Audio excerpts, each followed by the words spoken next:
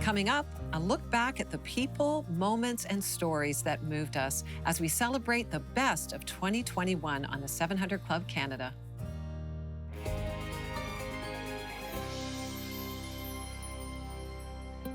Welcome to 700 Club Canada, and we are talking about our favorite moments of the past year. And you know, when I think about looking back, again, a lot of times people think of nostalgia, right? Looking back and, oh, I wish it was like that. But actually, as followers of Jesus, we look back to move forward. That's so true. And you know what? I think I've enjoyed these shows because as we look back, it makes me really grateful. Sometimes it goes very fast on our side of the screen and you forget some of the rich moments, right? And I do think that it's propelling us into a greater future, you know, as we even in our ministry, I feel like we're really building year upon year. Yeah, well, and I think it's good for us to sometimes slow down and reflect. Yeah. We don't do enough of that as a culture. Yeah, and there have been some really powerful moments, testimonies, stories in the past year, and we just want to share them with you again. Yeah, that's so true. Well, we start today with a look back at two incredible women who both experienced unthinkable loss, but used their pain to help others. I love Liz and Shirley. It's amazing. Absolutely. Yeah. At 8 weeks, Liz had her first ultrasound. And I remember just physically shaking going in there because I knew when we see this baby on the screen, like, this is real. And the technician looks at me and she asked me if twins run in our family. And so I made some joke and, you know, just tried to brush it off, try to brush off the nerves. And she looks at me and she says, well, here's baby A and here's baby B. At 30 weeks, Liz went for a routine checkup. And everything was fine, everything was perfect, same as it had been for the entire pregnancy. 2 days later, I woke up and was just feeling a little bit off. And so we called the hospital, didn't even hesitate. They said, just come in. And they check us in, and as they're taking us in to examine me, I feel this just big stomach kick. And I knew it was from Landon because I knew where he was positioned. And I thought to myself, oh, we came in for nothing. Like, this is what I've been waiting for the past 3 days. Now they're gonna wake up and move and the hospital's just gonna send us home and think we're, you know, overreacting. And what I didn't know at that time,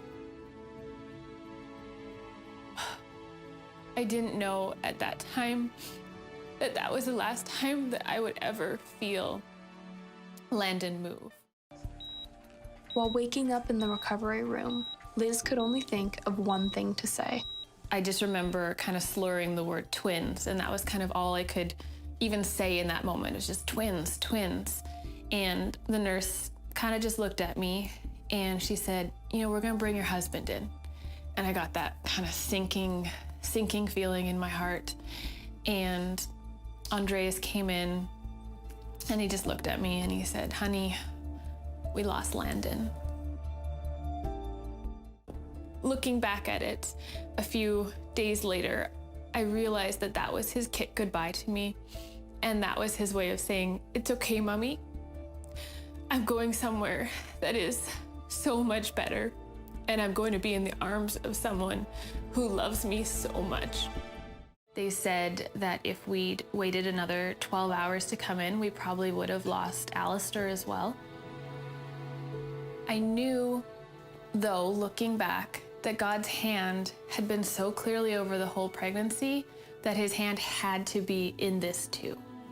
And so there was great comfort in knowing that he hadn't left us in this moment, he hadn't abandoned us in this moment, and that even though I couldn't necessarily see him right now, I couldn't see how he was working, I couldn't see what tomorrow held, I knew that I could still trust him with today.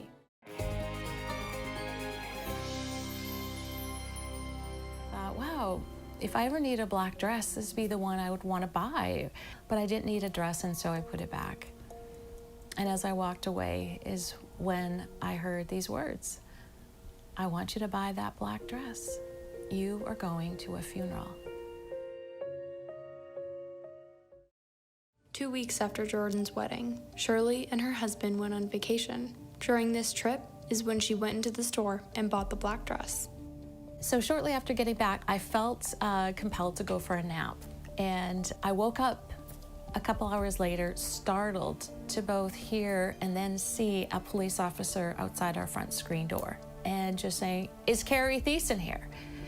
His abruptness, his whole manner just put us at high alert. And he just fired off more questions. "Do you have a son living in Calgary, Alberta, Canada?" "Yes." "Is his name Jordan Thiessen?" "Yes." "Well then, you need to call this number at Calgary Police Services." I was standing really nearby, but felt frozen to the floor. I didn't understand what was happening until Carrie took hold of his head with one hand and simply cried out, "Not my son, not my son." And then immediately I knew that Jordan had died. Shirley then realized the black dress she bought was for her own son's funeral. The shock of this unexpected death challenged her faith in God. "God, I have served you, I've loved you. I deserve to have your protection on my family as I think you should." The grief and bitterness was overwhelming. Shirley stopped talking to God, but he was still speaking to her. And he actually used a sign that was the kick in the pants, or the thing that kind of turned my mind around. And the sign simply says, "Be the kind of woman that when your feet hit the floor each morning, the devil says, 'Oh crap, she's up.'" The sign makes me laugh, but it also became a question in my head. Was I that woman? That I was a threat to the enemy? No, I wasn't. I was not living in a way that was bringing glory to God in that. And so by doing that, I was actually participating with the enemy. And I finally thought, not on my watch, not gonna happen. And I want whatever remaining days that I have to be spent in recycling my pain for God's good purpose. Well, I think that one of the main themes of many testimonies and topics we cover in our show, Bill, is grief, because we all experience loss in different ways in our life, and grief is something that we have to learn to work through, and it's difficult. Absolutely. I think it's one of the most challenging questions I get asked, or I have the privilege and honor, really, it is, to work with people through their grief and pain. Right. And the number one question is always like, why would God allow this? Yeah. Why didn't God stop it? And I think it's really easy in the middle of our grief and pain to question God's goodness. Yeah. And sometimes we have to walk through the valley of the shadow of death to understand on the other side that the whole time he was actually comforting us. He was there, and that there is something better. And of course, we know this, but sometimes we have a hard time actually believing it, that even in death we have victory, because again, we get to go to be with him forever, where there is no more pain and suffering. And so sometimes, even though we don't understand, because our time is so linear, from God's perspective, he's working it all for the best. Well, I appreciate what you're saying. I think the why factor, the why question, is part of the journey of grief. 100%. And we may not ever have the answer this side of heaven. What I love about what I saw in both Shirley and Liz's story is they were actually inviting God into their pain. And as a result, this is Shirley's, she taught me this phrase, "Let God recycle your pain." And she said that to me in a note. She wrote me a note. She said, "I'm thankful that you're letting God recycle your pain." I thought, oh, I've never looked at it that way, because I see how God's using both Liz and Shirley. And I can tell you, as I have shared my painful journey and different seasons of my life, God recycles that pain for his good, for the good of myself and for the good of others. And that's the power of what God does with our grief. He actually can do beautiful things with our grief. And if we let him, he can turn our mourning into dancing. And maybe you're going through a really difficult time right now and you can't see that yet. Believe that God can do something beautiful and powerful, and use your story to be an opportunity to declare God's goodness. That's right. Well, Raymond and Jennifer share how discovering the truth about Jesus gave them a new start in life. I wanted to know the reason why we were here. What purpose did my life have? Because I didn't get an answer to those questions, by the age of 10, I decided that I wasn't going to follow Islam anymore. Unsure of where he belonged, Raymond looked for approval from his peers, but he found trouble instead. When I started pursuing crime, one of the first places that I found acceptance was in shoplifting. I would shoplift specifically candies and chocolate bars and stuff like that from my schoolmates, and that kind of surrounded me with, with a lot of friends. I felt more than just acceptance, like appreciated. By the time Raymond reached his teens, his sights were set on much bigger targets. When I was 16, I had started breaking into underground parking lots, start a car with a screwdriver, and we got a car started, and we stole it, and I'd gotten caught for that. That's when I landed my first provincial charge. And it was during a night out drinking with friends where Raymond went over the edge. I was out at a bar, and an altercation happened that ended up with me stabbing a gentleman there 9 times in the chest. When I got charged for aggravated assault, 2 Christian cousins invited me out to a Bible study at their church. And I remember that was just groundbreaking for me because it was the first time I had a perspective about life that made sense. I still, because of the things I was taught in Islam, didn't want to accept a man as God and didn't want to offer him worship in that way. Another thing Raymond wasn't ready to accept was that he had a problem. After he was released from prison, Raymond returned to a life of crime and addiction. I was sitting at an intersection. I had no license, a drinking and driving charge. I had, I think, a fake insurance slip in my glove box. I had alcohol in the car. I had marijuana in the car, so I wasn't even supposed to be operating a vehicle. And a cop pulls up behind me. And all of a sudden, that's when I heard the voice say to me, "They can come as close as they want to you, but unless I give the word, they cannot touch you." I can't imagine if this is God speaking, why he'd be protecting me. The cop turned right in the middle of the intersection and began going in the adjacent way. I drove two lights down the street and just saying, that couldn't be God. And all of a sudden, right in the midst of that doubt, another cop pulled out of a different parking lot and came behind me. And I heard the voice again. He said, "They can come as close as they want to you, but unless I give the word, they cannot touch you." I knew it was the God of the Bible speaking to me and that I had to get my hands on a Bible and learn what else did he say? What else is he saying? Raymond immediately started going to church and poured himself into community. I was going for everything. I was there on Sunday service. They had an evening service. I went for that. They had a youth on Friday. I went for that. They had young adults. I went for that. But I was just so hungry for the Word of God, and God was speaking so clearly to me. Today, Raymond has a passion for reaching prisoners with the gospel as Prison Fellowship Canada's National Office Manager. He is also the author of 2 books, Broken Hearted Joy and Servants of Light. A young boy who once struggled with purpose is now a man devoted to helping others find theirs.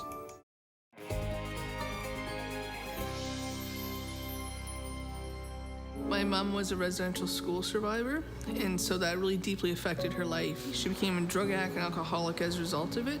By age 21, she had me. I was removed from my mother's care because my mother went to federal prison for murder. I had a very lovely foster mother who was a Caucasian Christian, and I lived with her for 9 years. And so I grew up in a white home. I went to a white community, and I went to a white school. By the time they were done, I thought I was white. Jennifer became a survivor of what is now referred to as the 60s scoop. Throughout the 1960s, thousands of Indigenous children were removed from their families and placed in non-Indigenous homes. I had a lot of issues with my identity. I had trouble understanding being First Nations. Being around Native society, it was just alien to me. Jennifer was lured into prostitution as a teenager. Years later, she once again entered the sex trade for survival and ended up on the streets of Vancouver. It was very dangerous to work in the survival end of the sex trade because many times I was physically abused, I was beat up, I was robbed, I got raped once. Many women I worked with the streets with went missing, and some are now dead. That's when I had enough. I went and saw another sex work organization. They came, they packed me up, moved me out, and moved me into a women's shelter. And a year later, I went into a recovery house with the Union Gospel Mission to get clean out of the sex trade and out of the drug trade. Before Christ, I didn't have an identity. I was whatever identity I was doing at the time. So if I was a survival sex trade worker, if I was a drug addict, that's who I was. And I believed that's who I was. And today, as a Christian, I know my identity is in Christ. So I'm a child of the King. I'm created in his image. I'm a citizen of heaven. And the biggest thing is that I actually believe it. You know, as I was watching those stories again, it reminded me that we all have difficult circumstances. Some are much more difficult than others, but we have the opportunity to see everything that happens to us as an obstacle. And when we do that, it will crush us, or as an opportunity. And by that, I mean a way for God to leverage the circumstances of our life into something better. And I think that's a pivotal perspective that needs to be captured. Do I see this as an obstacle? Because if I do, it will crush me. Yeah. Or do I see it as an opportunity? And what I loved about Raymond and Jennifer is they both chose to see it as an opportunity to do something for the good. Yeah, you know what? That's so true, Bill. And I think that's a theme of many testimonies on our 100%. show.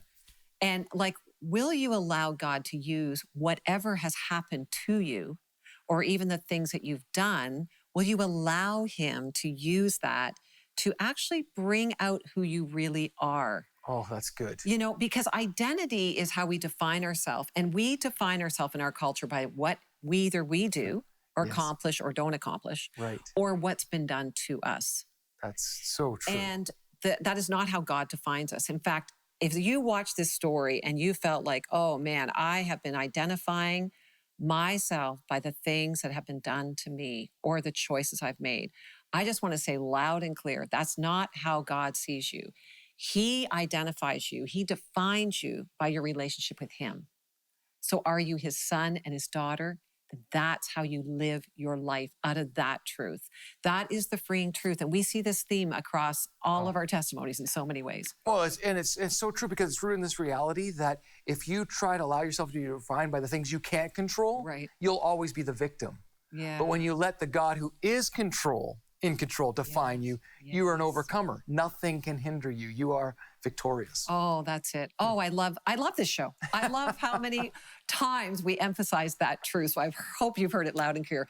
We'll be right back with more of the best of 2021.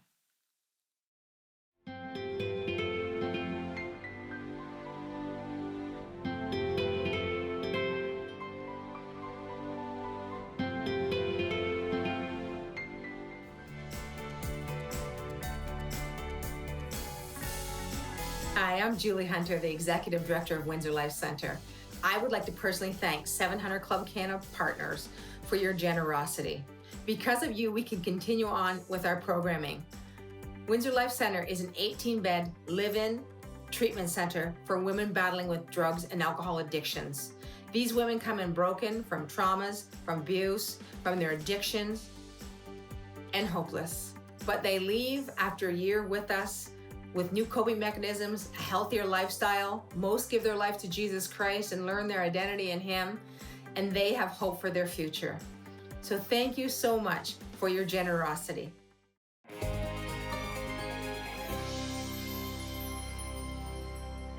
Can you believe we're in the last week of 2021? I don't know. I'm just kind of in shock, really. Where did the year go? Can I first say thank you, a sincere thank you to those of you who have partnered with this ministry. There's many opportunities to give to lots of great causes and ministries across Canada. So the fact that you have said yes to 700 Club Canada means so much to us. Have you not yet joined? Don't wait till the year unfolds. Why don't you join us right now? And remember, this is our last chance for our year-end giving. And as Canadians, we get that wonderful thing called a tax receipt. So why don't you ask God, what can you give? Maybe you start at $20 a month. For our first-time givers, we would be so thankful for you to join the 700 Club family. As a thank you, we have our latest DVD, The Nearness of Heaven. Call us today at 1-855-759-0700. Don't let this week end before you decide how much you will give and have great joy in your giving. Thank you. Abigail had braced herself for this moment, a battle with cancer. The Grim Reaper was standing at the foot of my bed. Abigail says she then saw a vision of herself with Jesus in Jerusalem. He walked her past the cross and into the tomb. And he said, Abigail, when I sat up, you sat up. And then he walked to the entrance of the tomb. And in that moment, I knew. The Nearness of Heaven, available now. The latest teaching from Gordon Robertson.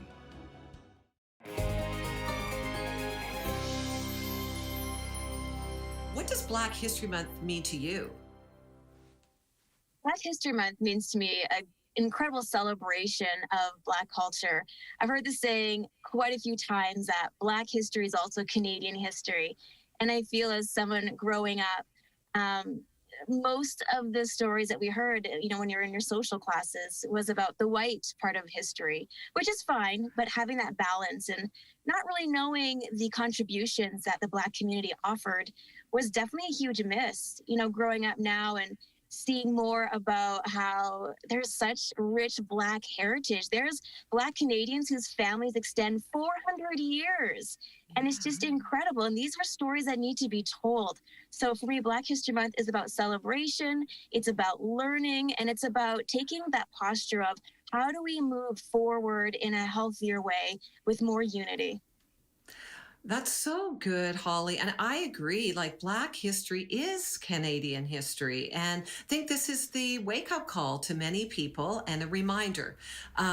Devon, you kind of answered this already, what Black History Month means to you, but you can elaborate on that, but also share with us a little of your personal experience, perhaps, on racism and injustice in your own life.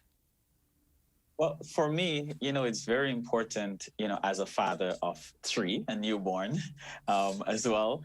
And, it is a time, it's like I consider it as a birthday celebration.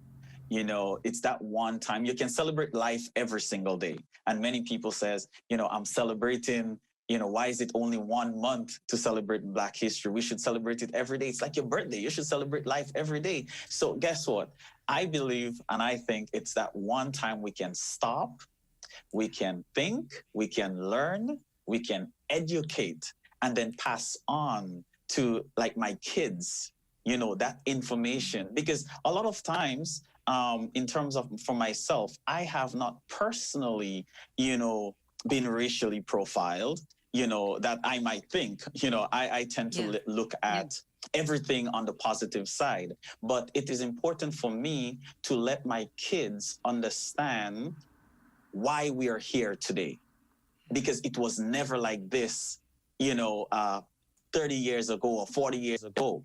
So how did we get here today? That is my job, to help and to educate my kids. And then they can also pass on that information to their kids. But if we tend to not have that one time to understand, educate, and, translate, that message, then it would all disappear.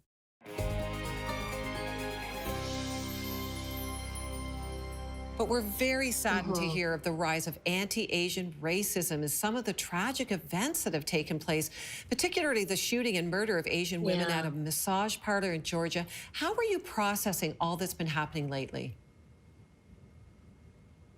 Yeah, it's been rough. I think things have been brewing in me for some time. Part of it is because my daughter and I had hoped that this generation would not be experiencing racism like I did growing up. So when she started to share about some of her experiences through university and, she's in the arts world, how that's for her, I started to think, and so it just was starting to stir in my spirit. Then, of course, with the George Floyd incident and his murder, I just felt so much angst, but didn't quite know what to do with it. So when these shootings happened, it just felt like everything came to a head, and it felt more personal, which is an interesting thing to say because it didn't happen to me personally. I didn't know the women. But it made me start to reflect on my experiences growing up and just all the things that I tolerated. I mean, part of how I coped in coming to Canada was just to try to fit in. You may have heard of the term model minority. I think it came about because as a culture, we just learned to keep our head down, work hard, don't make any noise, try to fit in. And fitting in meant, for me, becoming as un-Asian as possible, just to try to fit in. I lost my language even. I raised my kids not necessarily knowing their culture because I really just wanted to fit in and I wanted them to fit in as well. So I feel a lot of sadness over that. Let me ask you a question. Mary, tell us, how is your faith? How is God speaking to you in these times? Yeah, actually, very significantly. Part of my prayer has been asking the Lord, what can I anchor my soul in? I know that you love me. Help me really hold on to that. And so the passage that he's been giving me that I've been really meditating on is on Psalm 37, verse 3-7, in the Passion Translation, which I absolutely love. And it says, keep trusting in the Lord and do what is right in his eyes. Fix your heart on the promises of God, and you will dwell in the land, feasting on his faithfulness. Find your delight and true pleasure in Yahweh, and he will give you what you desire the most. Give to God the right to direct your life, and as you trust him along the way, you'll find he pulled it off perfectly. He will appear as your righteousness, as sure as the dawning of a new day. He will manifest as your justice, as sure and strong as a new day sun. Quiet your heart in the presence and wait patiently for Yahweh. Wow. So that's just been so life-giving for me. I really appreciate how many of our guests this last year were helping us by just giving some examples and helping us build awareness and understanding on topics around Black History Month and some of the racial, anti-Asian stuff that was happening in our world. Yeah. And I think one of the hardest things for all of us is to admit that deep down, we all have some things we need to work through with people who are different than us or people that we maybe don't understand. And I think this last year, I mean, in the middle of a pandemic, we've had some very critical issues come, not that they're new, but they came back into the focus and attention, much needed. Right. And as I had conversations with, our guests, I personally, I think, relearned and was reminded of the value of leaning in and listening. I love Having that posture that, am I listening well? Have I learned what are some of the biases that I am carrying that I might not even be aware of the fact that I'm carrying them? Well, and a key in that is not listening to justify or explain away, as we often do, but simply listening to understand another person's story. Well, I think that's the beauty of the body of Christ, that we're all equal at the foot of the cross. We all have a story. God's doing something in all of us. And so learning to listen to understand rather than to justify was really a challenge for me, which I needed. And I'm glad that our show is a place that can happen. Yes. And I believe that that's one of our roles, is to give voice and have good ears to hear across our nation. Psalm 33, 20-21 says this: we wait and hope for the Lord. He is our help and our shield. In him our hearts rejoice, for we trust in his holy name. Yeah. Thanks for watching. To contact us, visit 700club.ca. Tomorrow on the 700 Club Canada, a look back at the people and moments that encouraged us with a special New Year's Eve Best of 2021.